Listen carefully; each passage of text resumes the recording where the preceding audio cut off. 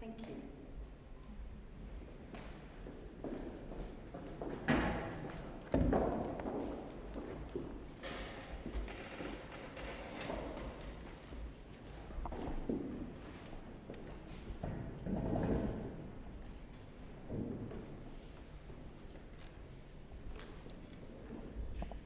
Beyond the sleepy dapplings of the mangroves, trailing lazy limbs into the drowsing waves, across the turquoise crests of placid currents that lap up to the gently sloping shore, out, past the breakers, idly flopping beneath the rolling drifts of white-capped spray, once I saw her dance, her head encircled brightly in blooming rubicund and blazing saffron stars, tresses dressed with every hue there budding, ribbons streaming emerald and vivid sapphire blue, peacock-feathered tendrils trailed behind her. A giant clam gasped, deep and wide with awe. Humpback whale came to slowly drift above her. Their voices joined the wind to sing her praise. Seals paused to frolic in her swirlings. A Maori wrasse gliding past took his fill.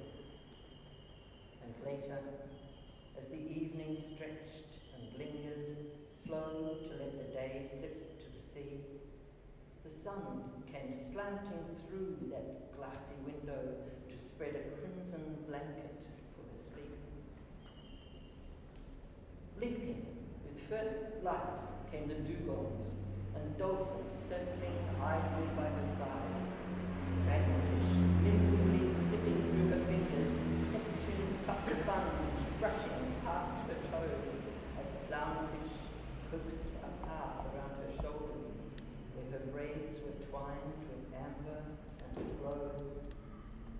Turtles grazed on grassy rolling borders, porcupine ray rippling the flats. Ribboned pipefish nibbled at the treats she offered.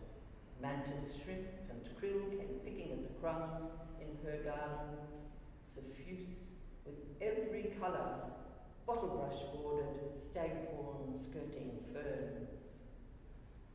But storms came to dash her radiant features. Her gorgeous tresses have all turned white with woe.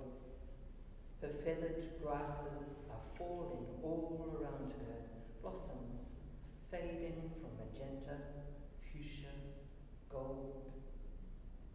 Angelfish in anguish bow their heads down, swimming hard against a swiftly rising tide. She is drowning in a sea awash with cobalt, deadly metals fill the channels where she breathes. Her lovely limbs are shackled down with plastics. Her lungs are laced with deadly manganese, a crown of thorns to pierce her pretty head, a bed of sludge to lull her in her dreams. Her cherished creatures perish all around her in the clutch of slowly simmering seas, where once, beyond the dapplings of the mangroves, beneath the drowsing waves and turquoise crests, way out past the breakers, idly frothing, I saw her dance, her head encircled brightly in blooming rubicund and blazing saffron stars, tresses dressed with every hue there budding, ribbons streaming emerald and vivid sapphire blue.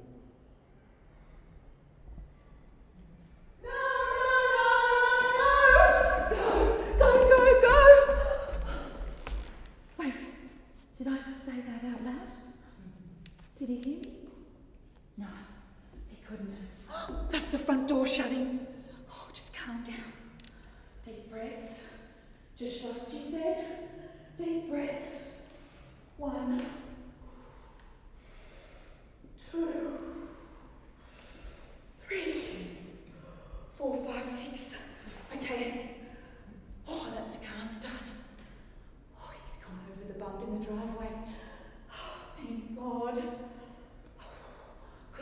Quick, hurry. Okay, it'll be okay. She said, we'll be okay. The chair. Drag the chair to the window. Ow! Ow, my arm! Oh, what a burn! Now it's bleeding! Oh, what am I doing? Just calm down.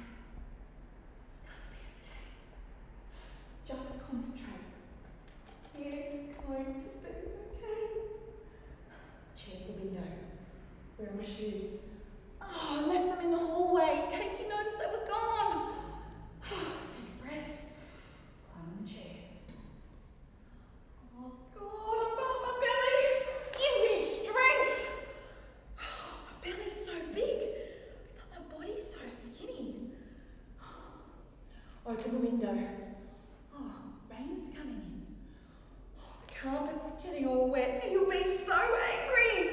Just stop. Concentrate. Push the grill harder. Oh, it must move. I loosened the plaster all last week. What did I do with that fork I used? Oh, the lightning. Someone may see me. Just push. It's fallen into the garden. Did someone hear me? No, the thunder. It's too loud. Stop. Listen. Did I hear something? No, it's just the rain. Climb on the sill. Careful. Both legs over. Careful. Hold my belly. Oh, what am I doing? I'm all wet. Legs wet. Belly wet. Oh, I should go back inside. At least the room's dry. Oh, I don't think I can jump. It's too high. What if I fall? Okay. Jump. It's not too far to the ground. Don't think. Just jump. Oh, it hurts. Knees hurt. Belly touched the ground. Palms hurt. Oh, did anyone hear me? No. The thunder was too loud, thank God. It's so dark. Can't see through the rain. Just keep moving. Just hold on to the wall. Oh, it feels rough. Just go around the corner. Hurry to the back gate. Oh, just find the latch. Where's the latch? I can't see the latch. Oh, yeah, I found the latch. Just keep moving. Oh, the gate creaks. Someone will hear me. But no, the thunder. The thunder's too loud. Thank God. Oh, lights. Lights are coming towards me. Oh, it's him. Please don't be him. Don't let it be him. She said she'd wait. Is it her? I can't see. The lights are moving closer. Oh gosh, what if it's someone else? They'll see me and stop, then I'll have to go back inside. The lightning. Yes, it's her. It's her car. The red car. And her face, oh, it's so pale. She's slowing down. Hurry. Open the door. Let me in. Oh, let me in. Shut the door. Just shut the door. Did anyone hear me? Oh, I shut too loud. No, the thunder. The thunder was too loud. Just go, drive. I'm safe. We're safe. Thank you. I'm not really good at partying. I'm 16, drinking vodka and lemonade, and on my way to off my face for the first time. New Year's Eve! My toes are pinching in these high heels of bees. She's off with Stacey's older brother to smoke a joint and hasn't come back. I really want to take these shoes off, but all the other girls still have got theirs on. I'm going to keep dancing. Even though I really don't know how to. My legs are too stiff and my arms are too long, and I'm way too shy to throw them up in the air the way the other girls are doing. What the hell? Here goes!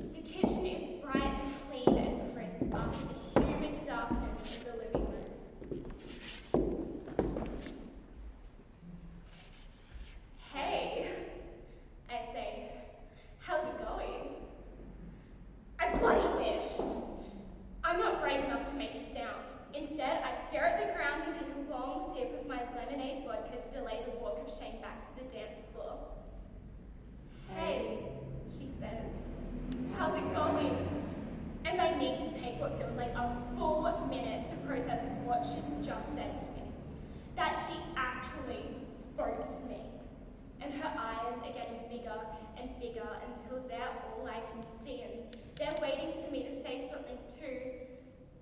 Hey, I say back. It's all right. All right. She says. Yeah, I say. Cool, she says. And she walks out of the kitchen. I dive back onto the dance floor and see her pushing her way through the crowd. She's wearing earrings, lots of them, little silver hoops and studs, and when they catch the light, they sparkle. She throws her arms up with abandon, like she could climb through the air, past the ceiling and keep going until she reaches the stars. She spins around and sees me watching her. I think she's smiling. I mean, I know she's smiling. I can see it.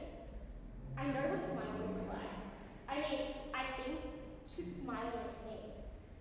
I kick off the stupid shoes and plunge into the crowd. She grabs me and pulls me up past a group of grinding girls. She throws her arms into the air, taking mine with it. Hey, I say, do you feel like one of those plastic wind thingies outside car sales yards? What? Do you feel like one of those plastic wind thingies outside car sales yards? Yeah, I guess so. Cool, me too. I've lost track of time when the music cuts out. A countdown starts from someone in the crowd. There's a flurry of sweat and limbs as everyone hurries to find their mates and their boyfriends and their cameras. 10, 9, I can't see beat anywhere. 8, Stacey is grabbing the neck of the nearest boy and pulling him onto the couch. 7, 6, someone turns the TV on and there's the Sydney Harbour Bridge. 5, 4, Beats fucked off. Stacey's moving her mouth towards the boy. The televised countdown is ringing in my ears and the vodka burns in my throat, face and arms. 3, 2, I want to hold her close to me, for her to know that she is safe and will always be safe. I'll make sure of it. 1, can I kiss you? Happy New Year! And she's there. She's everywhere. I'm kissing her and she's kissing me. And I close my eyes and I'm flying. I swear, I'm fucking flying.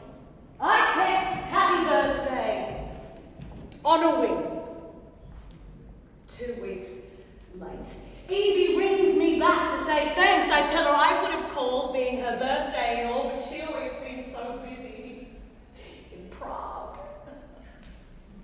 The Hague, she says, and it's Eve now, not Evie. But I can't speak to being busy like you at the farm, she says. It must be all so hard. What with the droughts, the floods, the fires, not to mention the hours. She says she understands long hours herself. She says that some of us have no choice if we want to thrive. No, just survive in business. I'm still not actually sure what her business is, so I daydream. Scenario 1. A rescue mission under the cover of an early school drop-off. Child actors as the children, given she doesn't have any herself. The Russian mafia still tucked up in bed as Evie enters the back of a downtown Czech laundromat.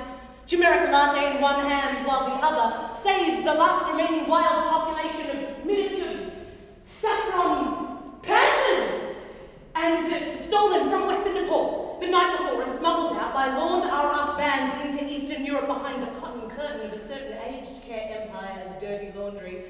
Evie has the pandas loaded into her Lexus by Smoko. The animal smugglers, still in their pajamas, are prosecuted by lunch. Then, as she orders a jasmine white tea latte before dinner, every eligible monarch queues across continent and sea in hope of wooing the hipsterest solipsist of all spinsters. Evie says, my kids must be getting big. By which she means, have you popped any more out yet, Annie? As it happened, I wanted to say she must agree, but I'm not going to give her that satisfaction. But for all I know, she could have kids by now. Who'd be one of those super tall women who go through cooking a bun in the oven without hail damage to show for it? Evie. Evie could have had a kid and gone on with her career regardless.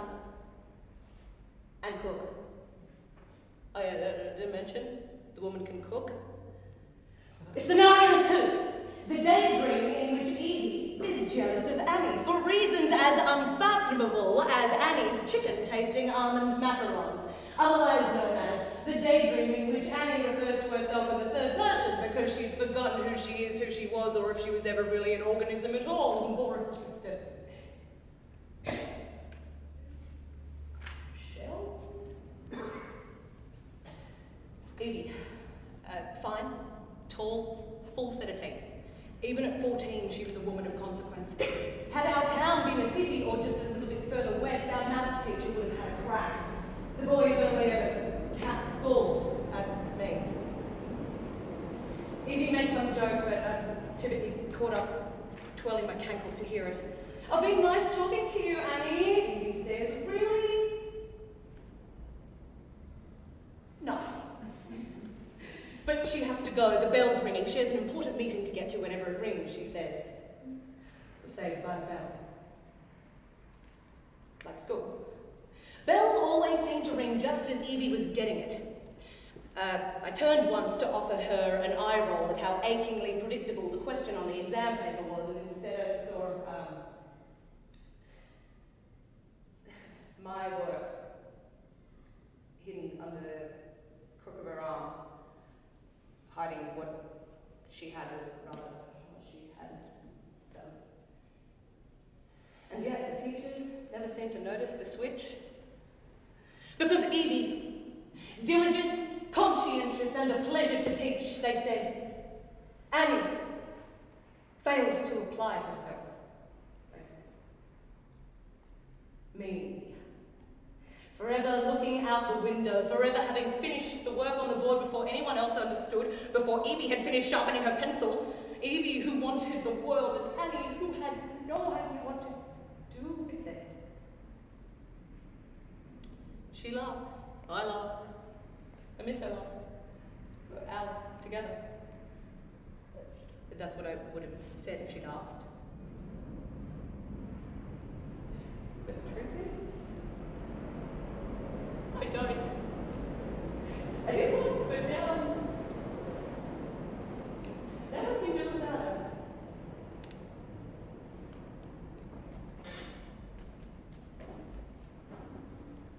I have acquired a new phone. A smartphone. Either it could be called a smart phone or a smarty pants phone. Lurking in its interior is a merciless, malevolent entity which seems determined to shame me at every opportunity. It goes by the innocuous name of autocorrect. Its alias is repeat. In my old phone, if I wanted to start a word with C, I pressed the number 1 button 3 times, as it carried A, B, and C, and so on. Miraculously, this new phone seems to anticipate the word I want to use before my fingers do. I composed a polite missive to send to a dignified person I know only slightly, asking for a small favour, concluding with, I hope this doesn't inconvenience you. The message changes to, I hope this doesn't incontinence you. Her reply, a single question mark. I'm appalled when I learn all my messages saying hello to my friend Emily, whom I address as Emmy, usually arrive as hi Emu. My nephew Errol received a text from me saying, hello, evil. My grandchild forgot to take his EpiPen with him. I messaged his school asking if I could drop off his epic penis. I text a friend that I have an issue with someone which needs mediation. Her reply was 2 words. Menstruation? I advise my friend that I'm home from holidays. She rings me and asks, when did I come out as homosexual? I commence a message of sympathy to my dear friend with dead Fred. I need to take a deep breath and slow down. You can send me a text, you can elaborate with me if you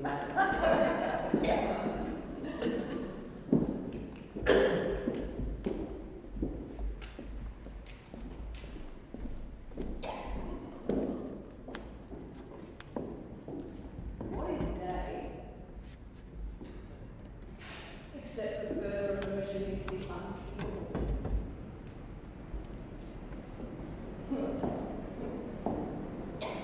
What's day's purpose except for showing you everything you have to lose?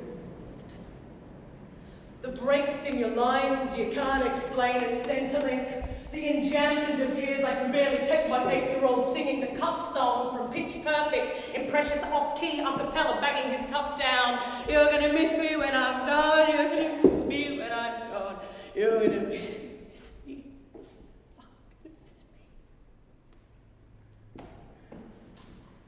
Well, what's unkeepable to a keepsaker of macaroni kindergarten art? The hieroglyph of love is a strange thing. How it curls. What is unkeepable to a glitter collector? I imagine a headline on the cover of the local newspaper tomorrow, Mum drunk, dropping off kids to school, but it's Beethoven's piano. Killer liquid preciousness, the hemlock of dawn, in his ever-diminishing ear, the acutest hearing that I am actually drunk on. As the kids run off to school from my old Ford and our newly broken home, I'm drinking from Beethoven's unrequited horn, the cornucopia of loss, the primary school backpack appassionata playing, while my 3 peach trees run through the school gate. Star Wars keychains running wild on the plains of divorce intoned by Family Night, emblazoned on the church sign across the street. They run like nothing's happened. Oh, how are they supposed to run when Mum and Dad aren't going to be a couple anymore? Which I had to lay at their fairy doors. That unspeakable parcel of nothing the same, innocent stave like Dickens' chapters about ghosts. It's Beethoven, his frown and Brillo-clad hair. He must have been so soft, who composes my homemade wax wings this morning that melt, falling like tears. I try to tear away the first note, but the notes are everywhere, and they keep falling back to earth in glorious light, smashed to pieces. That's the definition of a mother. My back an epiphany of vertebrae, a fossil connection to everything. Nerves spread down me. I'm a receptor! A terrible raptor capable of only the most impossible love forever. Driving my 3 kids so bound to my fate to school so that I can only be terrible. A fiend with 1,000 arms trying to catch them all with my burning tongue. I just want to kiss them and take them home. Never let them learn anything formal because love and time are lost to formality. They run down the car park past the school office. Morning. In her scarlet kindergarten smock. Finger paints eternity everywhere in fuchsia and bright reds. What clear tears in? What symphony can the heart play without stopping? To be drunk in the face of all this unkeepableness is the most arrestable lack of offence. My soul came in arrested. Heaven is a bird on earth, my heart a tree for flight. Still I hope for a siren this morning to lure me from my elsewhere faring, to keep me nailed to this worldling, some flashing light to say, you know you must be wrong about all of this. We must take you in. You can't drive under the influence of cosmoses. I need origin police to throw me into a living cell. I need the tiniest working thing, an organelle, a mitochondria of hope, a respite for a minute. Who to charge for the electrical particles that brought me here? Who to charge with the sin of possession? Every breath holds the exhale of stars in my 8-year-old's hair. Come and lock me up in sirens like a break from forever. Arrest me from blaring Beethoven, for trying to stop the kindergarten sun in her scarlet smock from painting the rest of our days away.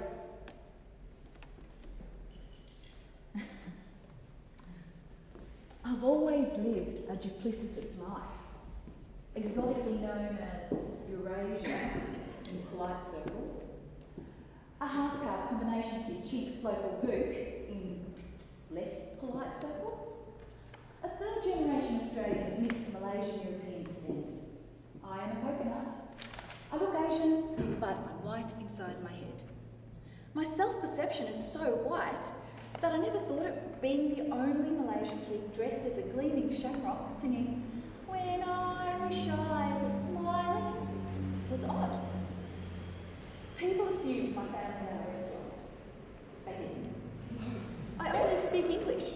My Malaysian is limited to counting to 5 on my fingers.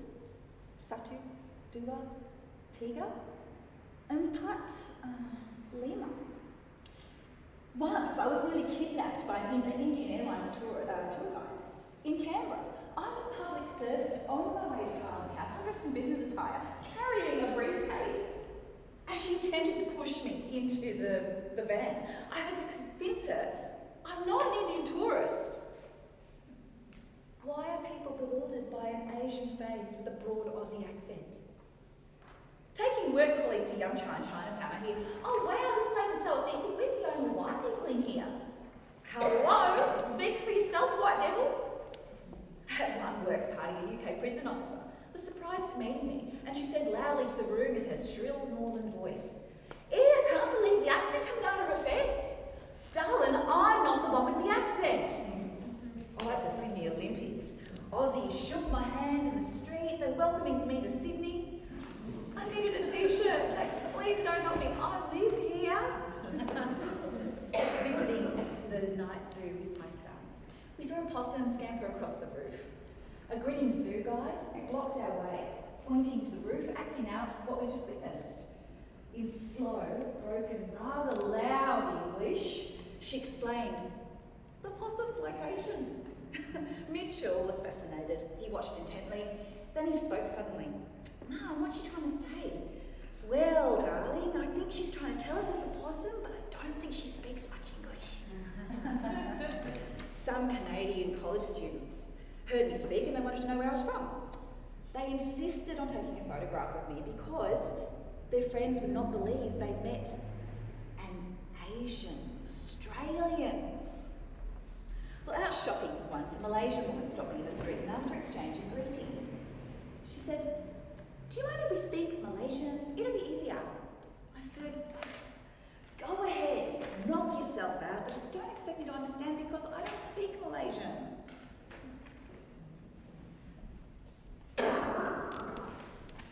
You're just like me. So if you're toxic, so am I. And I know you don't want to call me toxic, so why is it so hard to believe you're not? You're a healer. You help me heal my scars. You accepted me, a girl of your own race and diversity, into your life. You treat me better than anyone else in my world has. You're half of my heart. To me, you're more precious than any shining stone. It doesn't matter that you have demons lurking beneath your mask. It doesn't make you weak to cry, nor does it make you less to admit you need help. The only time I look down on you is when I'm helping you up. You are not weak. You're one of the strongest people I know. You call yourself dangerous. But how would living in a world covered in bubble wrap be any fun? Being wrapped so tight only chokes you. It doesn't protect you. Just be there if you want to protect me. Be there and be yourself, not someone else.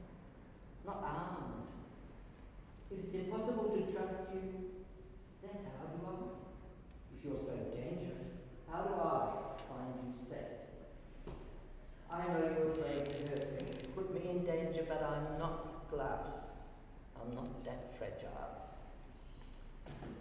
You are my safety and my shelter. Sometimes the most dangerous and toxic things are the safest. I'll be there through everything. I love you. Ladies and gentlemen, welcome to Queensland. For your safety and comfort, please remain seated with your seatbelt fastened until the captain turns off the fasten seatbelt sign. Finally, I couldn't help expressing my relief out loud. The elderly white woman sitting next to me was a typical Queensland retiree, with her 1950s roller set hairstyle cemented in hairspray and a floral Easter showgown. She looked like something straight off the cover of a retro Women's Day magazine. Excuse me, would you mind collecting my bag from overhead, she asked. She forgot to say please. Of course, no problem, I replied. She thanked me and proceeded to tell me how nice it was to meet a visitor to her hometown. I'm not a frigging visitor. I just arrived home. This is my hometown. I was born here. I'm a traditional owner. I'm Aboriginal. Oh, I'm not a visitor. I'm actually from here. I watched as ignorance distorted her face with confusion and curiosity before she belted out more stupid questions. I didn't know any Aborigines were from here. You don't look Aboriginal. Are your parents from here? She asked. Attempting to avoid further conversation, I just nodded and smiled politely back at her. What about your grandparents? She asked. Yep, they're from here too. As the plane cleared, I got up and grabbed her bag from the overhead locker. So, how long have you been here? She asked. A gap opened up in the queue, providing me with a timely escape. I shouted back at her as I took off down the aisle, approximately 65,000 years, doll. I let the experience wash over me as I walked to the taxi rank. I was home after all, heading to a job interview where I had to focus. Do you know how often we get asked these questions about our identity? Asked where we're from, to clarify it, to justify it. These questions are offensive, disrespectful, and annoying. And they happen all the time.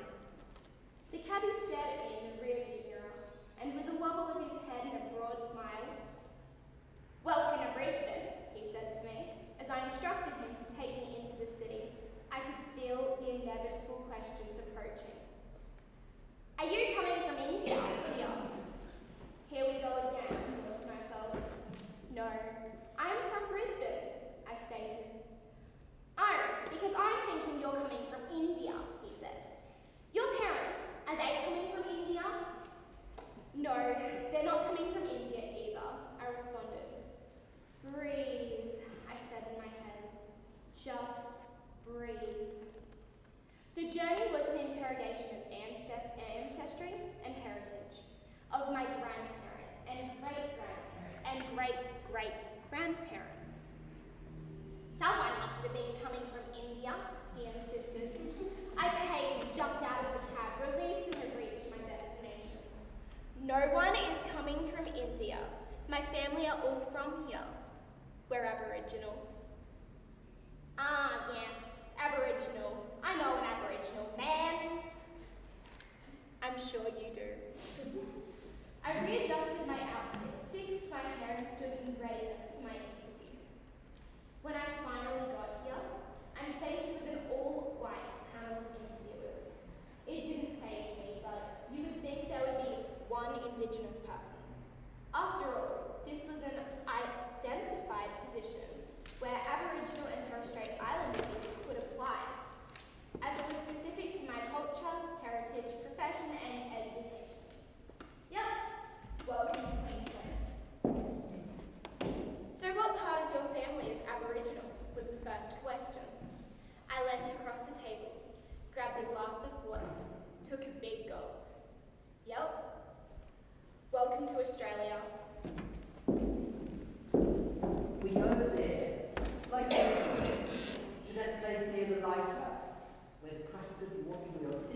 the edge of the shore, dripping fresh water with such wastefulness into the city. We always come here, at least once among our holiday days, springing as alien along the shore as fresh water might, pitting ourselves against things and wearing them away, to go shouting into the wind and collect small treasures that will dry dull in the crevices of the car. It's always cold, mostly rainy, and the two savage seas that come together at the lighthouse point are always fighting back against rain, against rocks, and against children, and the spring water that feeds the water wheel. It's hard to tell who's winning. We leave our mother and grandmother in the car. We roll up our jeans and scatter among the rocks, barefoot and breathless in the face of the wind. Don't run, my father says, more than once, or indeed than twice. It's slippery on patches of weedy slime, and one brother feels his foot slide, catches himself, flings into the salt galleon, and jumps on across the rocks and the tide pools, to the place where once we saw a seal sitting mournful at the edge of the water, and threw small stones at it, until we were called off like dogs. I don't run. I step careful across the tipping points of granite flakes, and creep my way down to the steep-sided cracks to touch anemones and prize limpets. I find 3 pin-pointed shells and give them to my father's pocket for safekeeping. Don't run, shouts my father, and my brothers jump and balance. They want to reach the serrated edge where the sucking pools of deep dark blue swell and sink, where fish can be seen and stones drop quickly and disappear. I don't run, but follow behind, picking my careful way, obedient and sensible, touching my feet. My brothers are flying in the fine rain. I'm behind my father when I see him fall, sharp against the sky, dark as wet granite, spinning, arms out, like the water wheel, and I hear him. Hear a noise that I catch and can't put down, an animal noise like a seal on a thrown stone, like 2 opposing seas might make on hitting hard against a lighthouse, like a breath might make when it's forced to leave you. For a moment, I don't know what to do. My father has disappeared into a crack between rocks. I heard him hit, and know I'm too small to lift him. I turn then and run. I run along the ridge tops of tilted granite slabs, leap over fractures and fissures, sea dark and orange with small crabs, run and run with the wind in my jumper, and my jeans wet and unravelling. I never once slip or falter, and do not feel the slicing sharp of shell edges. Don't run, said my father, but I do. When I reach the car and my mother, quickly I say, Daddy, Daddy has fallen on the rocks. I turn and see him, pulling up to stand, holding himself, dark against the grey sky, pale against the rocks. I think then that perhaps I should have gone to him first, helped him up, shown him a careful way back. Would that have been the right and sensible thing to do? I want to have done the right thing, for I love my father fiercely and more than anyone else. But I was frightened of the noise, and of blood that might be coming, and instead I ran sure-footed and strong for help. I carefully don't watch as my mother washes the blood gently from his head with the fresh water from the wheel lace. I stand close though, and wriggle my fingers into the pocket of his jacket for safekeeping. A fisherman who has pulled up nearby offers to drive us to the hospital. My grandmother stands on the edge of the car park and calls my brothers from where they're skipping stones into the waves, oblivious. We climb, sandally subdued, into the back of the car. Did you see me run? I whisper, as I show them the tiny stinging cuts on my feet. Did you see me run? I heard a bell ring today. It's music brought to smart house. They say going home can be a good thing, but I reckon it depends on what you're going home to. A lifetime of love and laughter, or memories of heartache and loss. Sometimes the choice is not ours. both of us wanting to feel the red dirt under our feet before it was time for her to join our mob in the sky, campfires of heavens. It was her bucket list. As I drive, she speaks of days gone by, when I was a young girl playing in the dirt without a care in the world. The echo of the bell guides me along the highway, and I become lost in my memories. Each gong sounds new images rush through my mind until we finally reach our destination. The old church, a ramshackle old building made of tin wood, stands still, its paint peeling on all corners. The rustic drain pipe is blocked with leaves and branches, and the deep water tank, a home now to the frogs. We came home today, back to the days of missions, back to the days of terror. Glancing towards my mother, I see her face, sadness etched within each furrow of the wrinkles. Memories lead me back to the day the dog, the bell tolled, ringing with the helplessness and despair. I find myself sitting under the big ghost stump. I sit next to the trunk, feeling its strength inside my body. Closing my eyes, a young girl aged 6 or 7, laughing and playing in this dry, hot, red dirt country looks up at me. Each summer, 40-degree heat was a daily event, the ground burning hot beneath her feet. Red dust everywhere, her skin varnished with the earth's dirt lathered all over her body. In the shade of the white gum, I look above me to see the clouds, but instead I see a large bell, large and rustic as it stands guardian over the church. Closing my eyes, I'm lost in a world of daydreams. When the bell begins to strike, it rings loud and true. The high-pitched sound reminiscent from days when it called Old Church. The church building stands tall in front of me as a shiver slides down my spine. Reaching for my mother's hand, I feel her tremble. People are passing by as they say a quick hello. Auntie stops me and grabs me, kissing my cheek hello. I squirm, waiting for the moment, and she lets me go. Hurry up. Uncle pats me on top of the head, and I'm biting my lip. I'm pretending it's okay.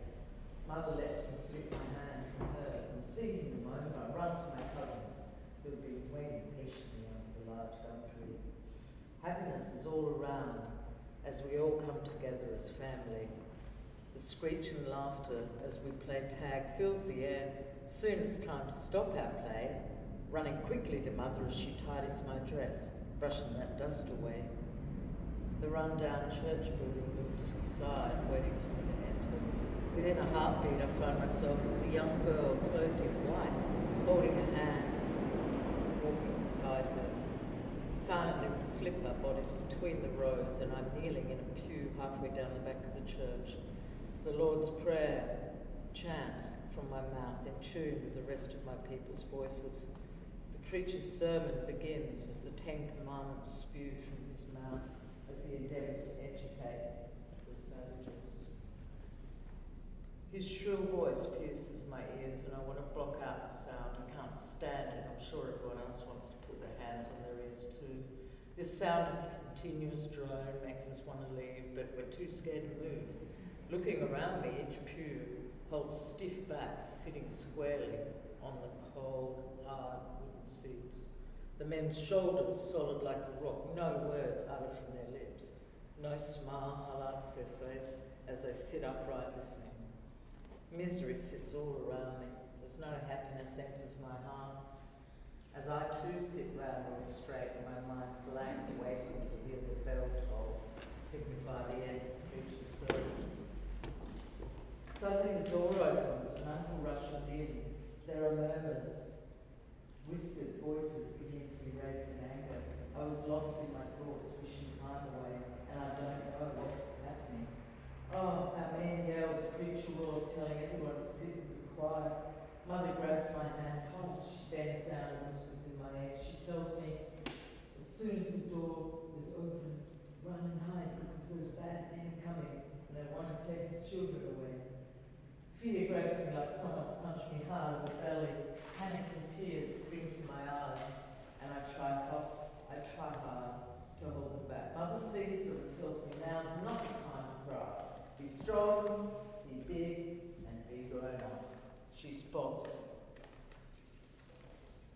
sister, cousin Lucy, sitting over on the other side of the room. She catches her eye and in sign language tells her she must grab me and the younger ones and run. Lucy nods her head, ready to spring to her feet. She taps her brother and sister. The men have risen from their seats. My mother signals to Lucy as she drives, shoves me out of the pew. The church door flies open and we begin to run. We don't look back and I'm running so fast I've got a pain in my side, but I know to keep going. Looking back, I see a little one stumbling. Coming to an abrupt stop, I turn around and I go back and pick her up. Throwing her on my hip, I run fast, landing on a stone, my ankle twists. Somehow I stay on my feet. We race down to the riverbank and disappear between the trees. Huddled together, Lucy tells us all to stay quiet as a mouse and sneak out because she's got to see what's happening. From our hiding place, we can hear that bell ringing. It goes on and on. Us little ones hold our hands over our ears, trying to stop that humming noise, now sounding over and over and over in our heads. We hear a noise, a branch breaking. Lucy's returned. She tells the story of men in shiny black cars who were rounding up the little children, driving away. She said many policemen were there too. One held a gun, aimed at our fathers and making them stand still. One uncle tried to pull his son from a stranger's arms and another policeman knocked him down with a butt of a rifle. Tears ran down her face at the river, and she said mothers were running behind the cars screaming children's names. She gathers the young children in her arms as they sob quietly on her shoulders, grabbing my little cousin Jane as I hug her close. I'm promising her I won't let go. I don't know what to do, but feeling deep strength, deep inside, I know I will not cry as helplessness overcomes me. Soon the ones fall asleep and have exhausted themselves. My eyes strain not to close too, as Lucy tells me to stay and watch over the little ones, while she goes and finds some water and food for us to eat. My stomach has been rumbling and my lips are dry. I try to wet them with my tongue, but I've got no spit left inside me. My belly rumbles. I feel my body shrink, holding on to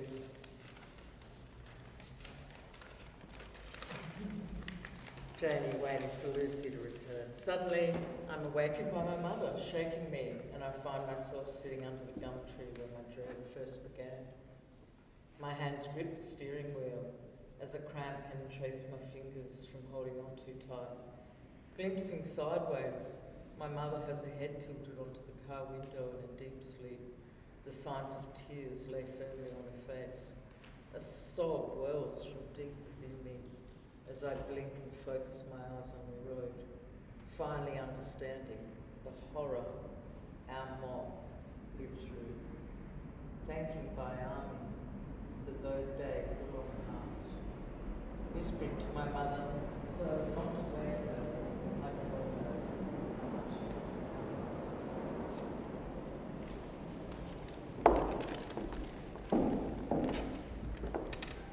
I have this theory. The whole world is full of shit.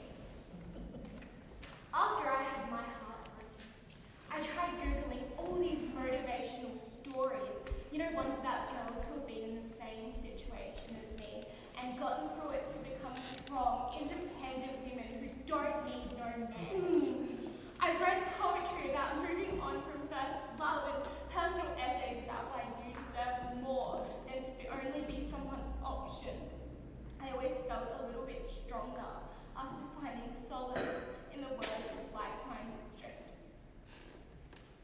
I needed to know it would get better because I couldn't bear to be in so much agony all the time. All I thought about was him.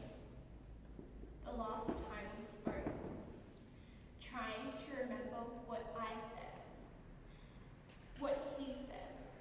Maybe if I said this, or did this, or played it more cool or more interested, things would be different. I catch myself having imaginary conversations with him in my head. I'll be walking to the bus stop, and suddenly I realize we've had 2 different arguments and broken up and gotten back together several times in the space of 3 blocks. And I don't even realize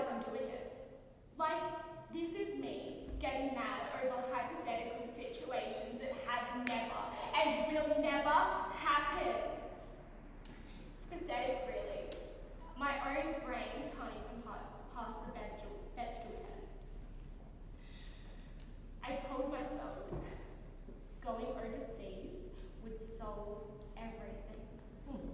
I wouldn't be thinking about him so much because I would be too busy drinking gin with my new friends, led hot exotic men, European men, names like Sven, who get a tan and snowing outside.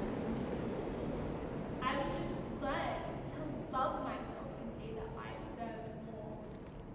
I would eat, pray, and love myself better. Besides, every film I've ever watched has taught me that if I left, he'd realize how miserable he was without me and come crawling back, or I'd find my soulmate. It's a win-win situation. But with every city I visited, every Instagram photo, every fun-loving post on Facebook, all I craved was his attention, his approval.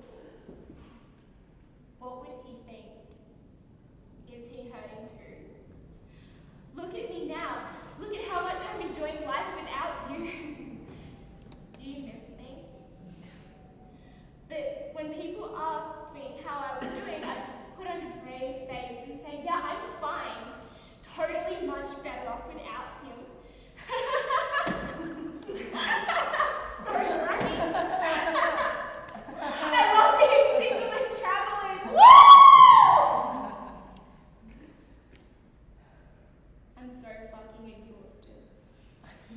Honestly, the highlight of my trip was Santorini because he watched all 32 of my Instagram stories. All 32. I know I'm starting to sound a little obsessed, but come on, not even my best friend watched all 32. I asked a guy I was drinking with at the hostel bar what that meant, but all he said was, men are visual creatures. It's easy for him to look at your stories, not so easy for him to give you a relationship. Don't read into it. So what did I do? I took a photo with him to add to said stories as a big F you to Mr. Voyeur. Seriously? You can sit through 32 of my Instagram stories, but you can't send me a text. Can't get on that fucking phone and call me to apologize. Say, you see me. You see me, and you miss me too. Let's work it out, yeah? Well, fuck you! You've ruined Europe for me, you jerk. You've ruined Santorini. I wanted to come back here for my honeymoon. And you've ruined it because now it's the Greek island where I got drunk and uploaded 32 fucking Instagram stories for you. And I cried about it to this super hot French dude who I kept singing, voulez-vous coucher avec moi, c'est moi too, and then vomited on his shoes before passing out in the hostel lobby. So I'm calling it. The whole world is full of shit. Once you're broken, that's it. You can't be fixed. All that's left is walking and sharing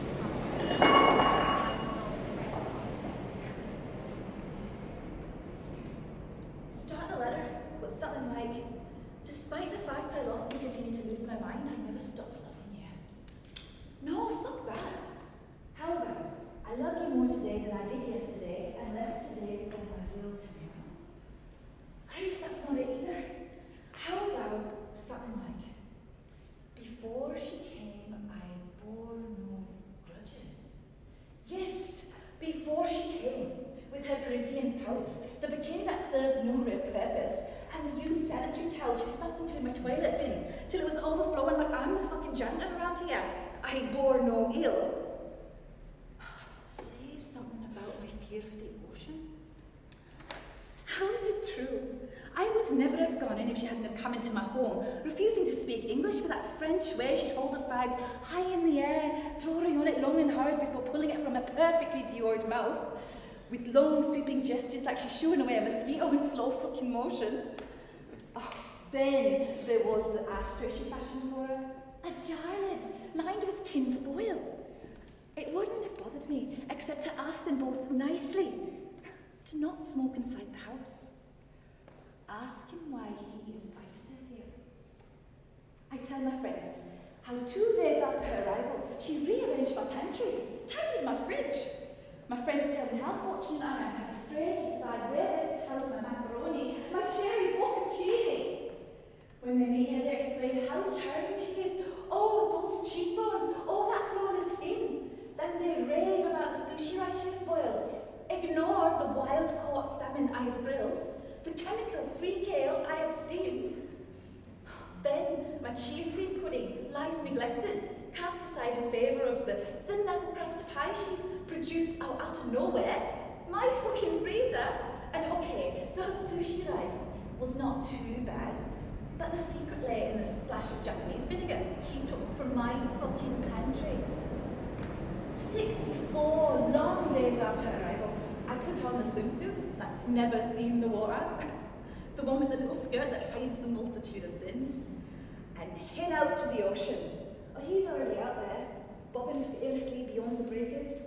Oh, so gingerly, I make my way towards him. And as I go deeper, the little skirt peels away from my thighs. It floats up around me like lilies in a pond as waves, gentle as puppy dog tongues, lap up against me. And I can barely believe I am wading this deep. Then suddenly the tide turned. The wind rode in on his high fucking horse, and puppy dog tongues gave way to the white knuckles of bloated waves, filing his last orders in a Glasgow pub, each one belting me hard till I was down on the canvas, spluttering, choking, and swallowing sand. And the refs counting me out. And a 1, and a 2, and a 3. On 4 I gasped up through the surf, spit the salt from my mouth, and scrambled to my feet, and pray for the bell to ring to put an end to this brutal round 1.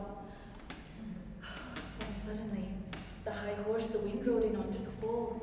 It lay down and died, and the loud-mouthed waves whispered themselves to the quiet lace froth.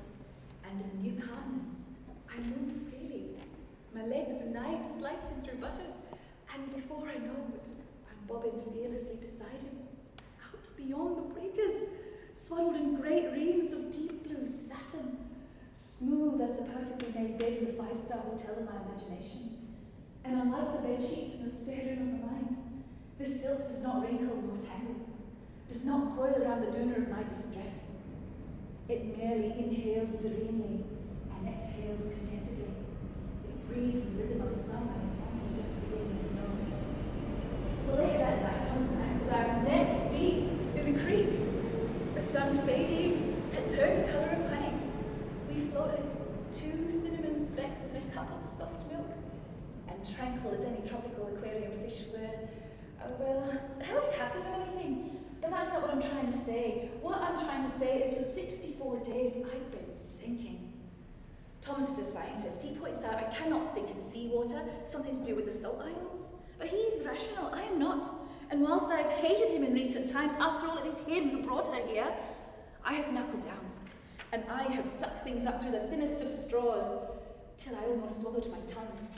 And now I am chalking the days of the headboard on the headboard of my discontent until she leaves.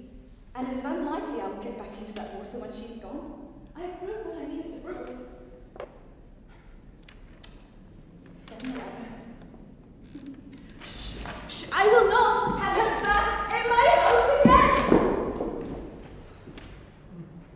I thought the lace curtains would go sky high, but they're just smoldering. Up out here for a moment longer. It's cool here. Cool in the dark shadows of the eucalyptus trees and asparagus waves. The embers and sparks can't touch me here. I thought the veranda would go up really fast, but the tin roof slowed it down, I guess. Listen to her, groaning under the burden of her wooden beams.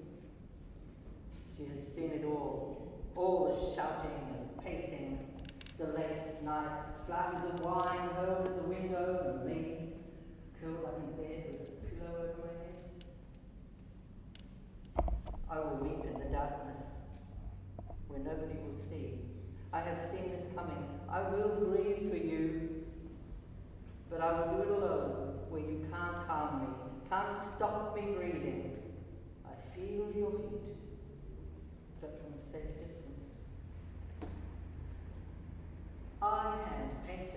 every one of those windows, hand sanded, then undercoat, then gloss. There's the crack of the glass. How can you not hear that?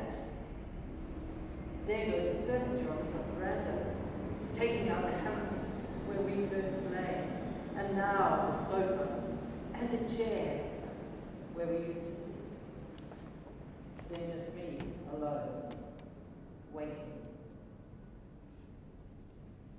Should I throw petrol on it? Should I run for the water buckets and the outhouse laundry? Now, my hand-embroidered lace curtains are catching. Look at them dancing in the light. Now, that's a big explosion at the back of the house. Okay, lights out, electricity down. Now there's just darkness and this red fire. Think you can treat me like that and get away with it? Think you can scream and shout and throw pans around my kitchen and then go out, then ignore me, then shout, then more pans flying around, and there you are. Front door banging, running out into the darkness. What the fuck have you done? You've gone way too far this time. Brooklyn Cemetery, sacred ground. They have no bloody idea how sacred it is. It's Koori land. I don't know the whole name for it and all that, but I know like if they were gonna have a ceremony here, like an open day or some shit, then it's like real political and correct to say stuff like, we acknowledge your traditional owners and our people. And then everyone nods and claps because that's what you're supposed to do these days. You give a flying fuck about Koori stuff. I mean, it's great to do that. It's a start to respect. But I wonder just how many people really understand what's happened to our people. I was starting to think about getting more knowledge about our stuff, but then I got a fucking fistful of cancer and it cunts, so I had to stop. And now I'm here waiting for the rest of the dead to see what happens. Uncle Jimmy said that they should have taken me back to the traditional place, you know, where my mum's milk comes from to breast. You don't breast down here to be thinking about how you stuffed up your life breast rolling around your head like clean glass models. Shouldn't have had kids that early or hurt me. Should have left school so early. And sometimes just friggin' bad luck comes down to you when you don't expect it, like diabetes and the water density and cancer and Nick. At least he's in the big house now. Even Mum warned me about Nick, loser bastard. I know Auntie Pearl's looking after the kids all right. Uncle Jimmy said I should have been taken back to the land, Rupee there, where my mum's buried. Near the sea, Rupee people, their totem is shark, he told me kids. Joey pointed to his football jersey, he's a shark supporter. Uncle Jimmy said, that's right, Joey, the sharks. Auntie Pearl's my hero, she's at university now. She never got an education like me, and she's poor, but she's got pride. She went back later and got educated, and then she kept going. She says it's given her power. Us women, she says, black or white, doesn't matter. We gotta stick up for one another. Self-respect, education, and empowerment. She even got those 3 words printed on she even got t-shirts made up with 3 words printed on them when she ran women's workshops. She'll get the kids into shape, make them stay on at school, maybe some of them might even go to university too. Pearl's kids are at uni. I don't reckon Uncle Jimmy's gonna last that long. I reckon if Uncle Jimmy dies and ends up here near me, he can talk to me about traditional things, and I can learn some Koori stuff, some Rupee stories from the old country. Maybe some of their stories can help me sleep at night, instead of tossing and turning down here thinking about what's gonna happen next. When I'll be caught up, I don't know what I'm gonna do when that time comes. Or where to go. If it's God that's waiting at the other end, I'll just have to say, listen, big fella, I didn't have much to work with, but I done the best I could. Anyway, I'm buggered getting all that off my chest. It took 2 years for us to get our pipers to come here. We rent a granny flat from a widow, Mrs. Giotto, near the port so we could be ready to get on a ship at any time. But I tell you, I only spent the first night of that 2 years living in Mrs. Giotto's granny flat. Then I go up to the house to see how she lived. Beautiful house, but covered in 3 inches of dust. She she's too old to do anything. So, I cook for her and I clean for her. Every day I cook her fresh food. Every day I sit and talk with her. One day, I go up to the house to start dinner. I find her collapsed on the floor. I scream for my husband because she's not breathing. We turn her over and I breathe into her mouth. Then after I think no one could go this long without breathing, God sent her back to us. After that, Mrs. Ziotta wants me to stay and live with her. But I tell her I can't. I didn't leave my own family to live with her. And she upset. So I say, it could be months before our papers arrive. But because this is the way life works, 3 days later, we get our papers. I meet a couple of the wives leaving for Australia too. They're going to buy clothes for when they arrive. They say they don't want to look like nothing the day they get off the boat. I say I can't go. I have no money for clothes. When I get home, I tell Mrs. Ziotta what's wrong. She go into her bedroom and come out with $500. Americano dollar. I say, no! I don't tell you so you can give me the money. I tell you because you're my friend. But she say, no! Take it. It's nothing compared to what I have. So, well, I buy the clothes. For me, for my husband, for my boys. I buy so much I can barely carry them home, but even then I could only spend $200. I give the rest of the money back to her. She don't want to take it, but I say I cannot take more than I need. The next day we leave for Australia. We come to Sydney. My husband, he finds a job in a factory in the Manicville. I take a job sewing because I can do well at home with my boys. All day I sew. Even on the toilet I sew. Then people start to hear about me. They ask me to make something for them, something special. One young girl come to me because she need a christening income for her son, but she worried, she can't pay. Then I said, no, you will not pay. I will make for free. But that very month, my husband loses his job in the Manicville. By the time he finds a new job, we are already behind in our rent. Our landlord say, this is what happens when you rent to my grant. When you rent to a ward, they will rob from you. The day I have to go see landlord and beg him for more time, I put on my bravest face. I put on the suit I bought for the time I leave for Australia because it made me look older and stronger than I feel. I go downstairs and I knock on landlord's door, and that's when I see my hands are shaking. I put my hands in my pocket so he won't see, and that's when I find Mrs. Ziotta's $300. The $300 I tried to give back to her. Mrs. Ziotta saved me from shame that day. The landlord find me there like that. $300 Americano and with tears in my eyes. I give him $100 and I say, this is for the month's rent. And the next month's rent. And the next month's rent. And I'll let you give me the change in Australian dollar. Slowly we save enough to move out of the city into our own house with a backyard. We make our memories in that backyard. We have barbecues, pizza nights, birthday parties for the kids. We live. We live. Oh, it was a bit of a shock, more than a bit really. Probably more like what the dinosaurs felt when they looked up 5 seconds before the meteor hit the planet. I always felt lucky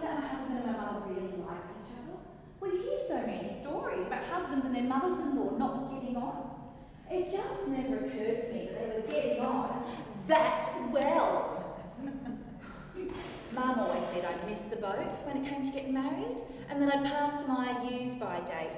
But I knew the moment Steve walked up to me at the church social and said, "Hello, Berenice. I think you're very nice," that he was the one. It wasn't love at first sight so much as just a kind of knowing. He had a twinkle in his eye. And funny, he was always cracking us up, especially Mum. Steve and I used to talk about getting our own little place. Something small but cosy, with a little garden out the back. And a cat. Well, they left me a note. "Dear Berenice, Mum and I have decided to leave Eagle Flats and move to Tassie. I'm afraid we won't be sending for you, dear. I know it'll be a bit upsetting for you at first, but I'm sure with the passing of time you'll realise I'm right and this is best for us all. You're a good girl, Berenice, but not the right girl for Steve. Look after yourself, love. Love, Mum and Steve." I didn't know what to do, so I rang Carla. Well, she wasn't happy. "Oh, you know what Mum's like." She said, "Give her an inch and she'll take a mile." Oh my God, Tilly Mason's going to have a field day with us when it's tiny townsmen. I still went to work at the library, even though Mrs. Mack thought that I should have taken a few days off, because apparently I put 50 Shades of Grey in the automotive repair and maintenance section, and then the La Plantes in the native garden landscaping. Oops. But when she showed me the eHarmony and RSVP on her computer and announced that there were plenty more fish in the sea, I said, "Oh no. But she insisted. I had to get back on that horse. Well, the next thing I know, I'm sipping lemon squash across from one Eric Hingleston at the local Mandarin Court Chinese restaurant. That's Saturday night. He was a farmer from out back of burner stumps and everything was going well until Eric started making these choking noises in his prawn dumplings. Well, I thought he was going to tell me a funny story. But then he looked up and tears were streaming down his face. Turned out that Eric had lost his wife, Angela, only a year ago, and he was still finding it all a bit hard. Oh, there isn't much I don't know about Angela Hingleston now, and as he told me several times, if I'd have met her, I would have loved her too. And then one day, Barry McJecklian walked into the library, former school captain, state-level rugby and cricket player, and asked me out. Oh, you could have knocked me over. We had a few drinks in his car dealership, and then he offered to take me for a spin in one of his new convertible Mustangs he just got in. We raced up and down every back road between Eagle Flats and burner stumps. Oh, the wind was in my hair, and I couldn't wipe the grin off my face. And then suddenly Barry hits the brakes. Oh, it made a huge cloud of dust, and he leaned over. He kissed me. I don't know what came over me, but after he got the seat down, well, it wasn't like anything I'd ever experienced before. I mean, with Steve, it was only ever in our bedroom, and only on a Friday night with the lights out, and, well, we always had to be quiet because of Mum. This. Oh. And then the phone call came. Well, I thought it was Barry confirming our date, but it was Steve. I didn't answer it, so he left a message. Mum had left him, and he wanted to come back home, back here, to me. He said he'd realised it was me he loved and not Mum, and that we should move out to the little place of our own, and we'd always planned something small, cosy with that. Well, of course you should take him back, Carla said, and put an end to this whole embarrassing saga. Then you rang and left another message that he'd call me again tonight. Hello, Barry? Oh, hi, it's me. No, everything's still good. I was just wondering if you could come and pick me up now instead of, oh, you're already on the way. Great. Okay, well, I'll see you outside. Bye. 11:30, good. Train will be here soon. If there isn't a delay. Who am I kidding? It's Metro, there's going to be a delay. That's over now. You've got everything you know on that page, and let's face it, you know a lot. Or you know some stuff about literature. You know a decent pass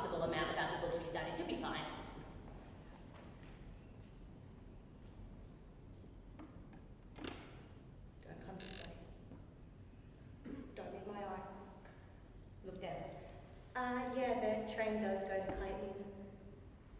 Smile. Oh God, I shouldn't have smiled. Yeah, it is pretty sunny. Where is this train? Yeah, it is a little bit windy. Go away, go away. Why did I answer his question? Any normal person would have the sense to stop talking to strangers. The train. Is he following me? There are 6 seats in that block and only one is free. He cannot follow me. Sit down, rest your shoulders, you'll be fine. Put your headphones on, let Paul Kelly take you away. What is that? A hand? His hand. Why is his hand on my arm? How did I not notice the seat across the aisle from me was free? Why did he take that seat? Why is his hand on my arm? Show your displeasure. Let him know that he is to take his hand off you right now. Thank you. Why did I thank him? Yes, his hand is gone. You're going to be fine. Oh God, he's staring. Oh God, he's still talking to me. Tell me you have a boyfriend. Tell me you're married. Tell me fuck off. No, I am single. Fuck, why can't I lie? Is it really that hard to lie but I can save your life? Someone notice me. Someone help me, please. The streets are full of people. Gonna be fine. He said he was going to Clayton. My stop is after that. He has to get off before me. We just passed Oakley. I just have to wait a few more stops. If he does not get off the train, then I can start. Start what? I am small and weigh nothing. What am I going to start? Get your keys out. You can use them as a weapon. Get your phone out. Make him think there is someone waiting for you. Yeah, my dad's like picking me up from the station. Oh, great. So now you can lie. Where was the lie expert before when I actually needed it? Get off at Clayton and you will be fine. Huntingdale. Good. One more stop. Fuck, someone help me. Meet my eye, look at me. There is a man twice my size making unwanted advances. Does no one see this? Oh God, do I look like I'm doing this? Am I sending the wrong signals? What if he thinks I'm flirting? When did being polite equal flirting? Get off the train. Next stop, Clayton. Next stop, Clayton. Get up, the platform's approaching. Walk to the door. Why is he not moving? Others are moving. The train is stopped. And he's not moving. Oh God! Help! Help! I'm not fine! This is not fine! Goodbye. Shit. I'm fine.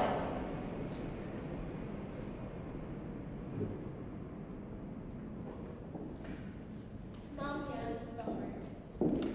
She finds neither peace nor comfort in this place by the sea. Says she can't feel her blackness if he is dying now. She's afraid the spirits of the old ones won't find her amongst the concrete, steel and gleaming white walls. She worries they won't hear her spirit cry through the thrum of people and machines. She begs me each day to take her home. I tell her the doctors say she's not well enough and will die if she leaves. So what? She says. It's my life and I want to live the rest of it on country. Sign whatever papers you have to and get me out of here. She doesn't know that I could sign them now and take her home. I don't because I know she'll be gone in months and I can't bear the thought of that. And so she stays, toying with bland hospital food and longing to drink scalding tea the colour of burnt caramel from chipped enamel mugs sweetened by thick condensed milk. Limp white bread smeared with margarine can't match slabs of hot, frosty damper slathered in melted butter and apricot jam from tins. She doesn't care for her jam in glass jars. Don't know why, she says, but it just don't taste as good. She wants mutton and vegetables cooked in camp ovens on the smouldering ashes of saltbush and beeler trees. She wants her dog Gus and worries for his welfare. He's an old fella like me. We've been together all his life. I just gotta get home to him, Dort. She wants red earth, clear blue skies. She wants bindies in her feet for the sheer pleasure of having her granddaughter dig them out with safety pins, so she can display them on the tip of her finger to be admired and murmur, now, that was big a neighbour. She wants to gossip, give cheek, play cards and bingo and go shopping. She wants her people around her, singing and playing country music on guitars and telling tall tales. I know these white fellas do their best, Stuart, but they ain't blood. No one knows you like your own blood. She wants old Jenny B to to cut and dye her hair that deep black with mulberry sheen she loves. The sight of her white mop makes both of us cry. Ain't no Jones woman over the age of 50 ever seen their own hair colour. This white cotton wool on me head just makes me shame. I tell her I'll dye it for her, but she reckons, no. Only Jenny B knows how to do it right.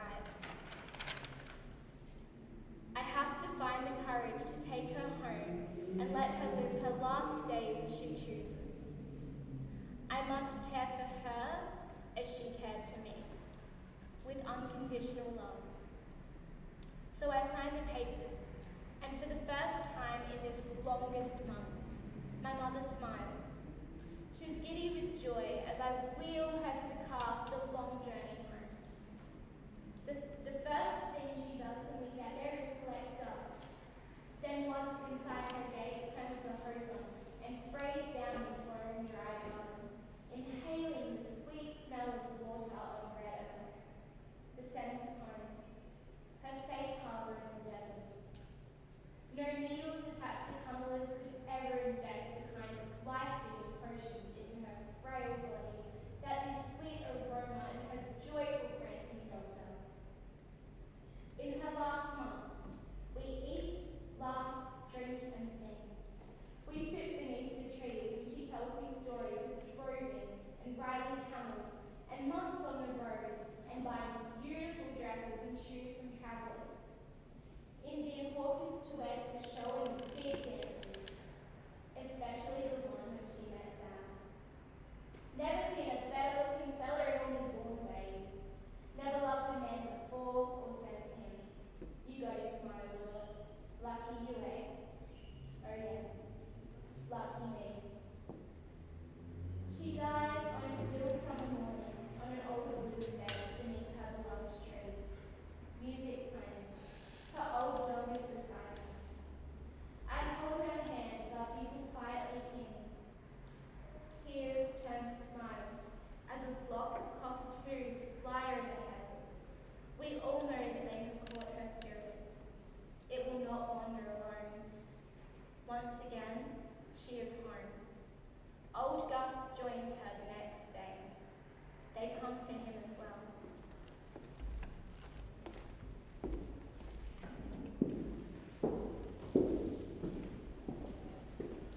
It was his voice I recognized first. He poured me the whiskey and pushed it across the counter when he asked if I wanted ice. I felt my stomach drop. Even over the clamour of other customers, I could always recognize Marcus's voice. I didn't answer, I just stood there with the coins in my hand. I took in his pale blue eyes, the lines around them were now so much deeper. His pupils are still large after all these years, telling me the demons of his hadn't stopped circling. He stared at me, then slowly lengthened his spine, and I could tell he'd recognized me too. Neither of us wanted to go into it. Well, I couldn't just walk away though, not after so many years. The conversation was brief, it was warm, and I cannot stop hearing it. Had we kept in touch with others on the ward? How much older we looked, whether Dr. Ewers had retired by now, and when he held out a trembling hand and laughed, still got the medication shakes. I was hesitant to hold out my coins in case he saw. My hand twitched too, so I slid the money across the bar instead. I wish I'd ordered myself another whiskey, but had to make do with just the one, glowing like liquid fire in my hand. And then another customer came and I stepped back into the darkness of the bar, away from the conversation. Andrea, the truth was, I needed to leave before he asked about you. You know, I can just about take the nostalgia, but that, The last time I'd spoken to him was actually to tell him what you'd done. I was a fragile teenager, trying to choose the words that wouldn't cause my cracks to splinter into one and shatter me completely. I didn't want to ask why he hadn't turned up at your funeral, why he'd left me alone. So I took my whiskey and walked back to my husband instead. I curled my legs into the velvet couch and pressed my nose into the curve of his arm. He kissed the top of my head and clinked his glass against mine. Seemingly, he wants to be my future, even though he knows everything about my past. He knows about the hospitals, the one I met you in, and the others that followed. The threat of the ECT, and the side effects that made my mouth dry, and my memories curl up at the edges like faded photos. All the Sylvia Plath books lined up on the shelves. Jesus, that's how you and I first bonded, remember? In the day room on Ward 8, I want to say. You reading The Bell Jar, like every mad girl should, Delilah. My own copy was under my hospital issue pillow. We'd recite her poetry and exchange verses ripe with blood and battle symbols of our womanhood and wildness. We read of Plath's struggle between motherhood and the creative urge and made vows to each other that we would never tread the worn path, that we wouldn't live long enough to be mothers anyway. We agreed, and I think we meant it. Well, I know you bloody did. You chose the anniversary of Sylvia's death to lay your head down, and to everyone's surprise, to my own surprise, I did not. Andrea, I know I've told you I support your choice, but Lord, honey, my heart aches when I think about all you've missed. We were teenagers when we made that pact. I didn't know I'd find the right medication, and that the weight it put on around my hips would more than make up for the weight of the world it took from the middle of my chest. I didn't know then about all the lands I'd visit when the sickness receded. I didn't know that it could recede. I didn't know I'd long for the light again after so many years adjusting to the darkness, and when the longing came, I chose to follow it back into the world. There have been cliff-top mornings watching the sunrise over the Mediterranean, slow dancing with girlfriends on the banks of the Mississippi. I didn't know I'd go to book launches with my words in those magic spines, or that I'd watch winter solstice bonfires with my man's arm around my waist and my beautiful stepson on his shoulders. I didn't know I would not just live to approach 40 years of age, but embrace it with dirty martinis and rockabilly and dancing with my shoes kicked in the aisle and dirt between my toes. There are still passions to pursue, and that seems like a gift. I haven't lived in Berlin yet, but I will. I wish we'd both known, honey. Then maybe it wouldn't just be my triumph, hey, but us both. Your favourite Sylvia Plath lines were the ones where she felt scorched to the root, flailing about in the flames. I want to tell you that fire can purify, that it can cleanse, leave you burned to the point where you can start to rebuild. My sickness burnt me clean, and this new life is my response. I am the magician's girl who does not flinch. Sylvia Plath also wrote that. And that's my favourite line. My answer, and my triumph both.